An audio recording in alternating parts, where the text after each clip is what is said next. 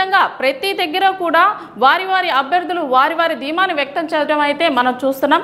అలాగే మామూలుగా exit polls అనేది ఏంటి, దాని వివరాలు ఏంటి అనే విషయానికి వచ్చినట్లయితే ప్రతి విద్యార్థి ఎగ్జామ్ రాసిన తర్వాత కీ ద్వారా తన ఫలితాలను ఏ విధంగా చూసుకుంటారో అదే విధంగా కూడా అభ్యర్థులు అనేవారు ఈ ఎగ్జిట్ పోల్స్ ద్వారా తమ ఫలితాలను నిర్ణయించుకోవడం అనేది దాదాపుగా జరుగుతుంది.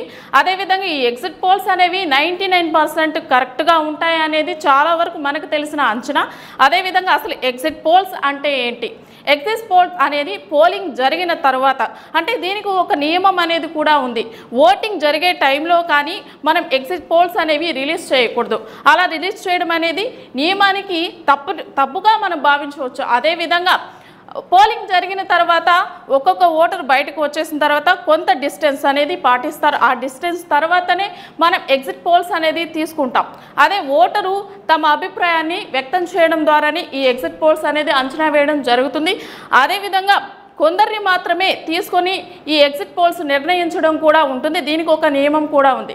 కొందరు అంటే ప్రత్యేకంగా కొందరిని మాత్రమే అభ్యర్థులు కావచ్చు, అంటే కొందరు ఓటర్లు ఇష్టంగా వచ్చి చెప్పడం కావచ్చు. అదేవిధంగా కొందరు ఉంటారు విద్యార్థులు కావచ్చు, వికలాంగులు కావచ్చు.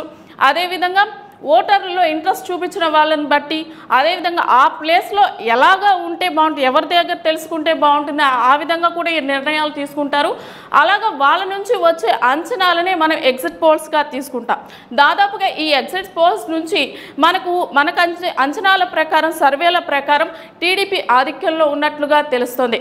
అదేవిధంగా కొన్ని నియోజకవర్గాల్లో అయితే వారి వారి అభ్యర్థులు కాదు మాదంటే, అదేవిధంగా టీడీపీ వాళ్ళు మేము గెలుస్తామంటూ, అదేవిధంగా వైసీపీ వాళ్ళు మేము గెలిచే అవకాశాలు ఎక్కువగా ఉన్నాయంటూ మనకి అంచనాలు కనిపిస్తున్నాయి. ప్రతి దగ్గర కూడా మనకు తెలిసినంత వరకు టీడీపీ గెలుస్తుందనే భావన ఎక్కువగా కనిపిస్తుంది. ప్రజలు కూడా ఇదే వ్యక్తం చేయడం కూడా మనం చూస్తున్నాం.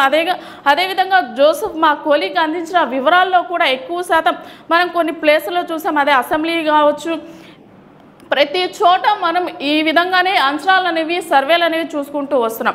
అంటే ఎగ్జిట్ పోల్స్ అనేది ఈ విధంగా అంచనాల ప్రకారం, అంటే మనం వేసిన ఓటును బట్టే దాన్ని నిర్ణయించడం అనేది జరుగుతుంది.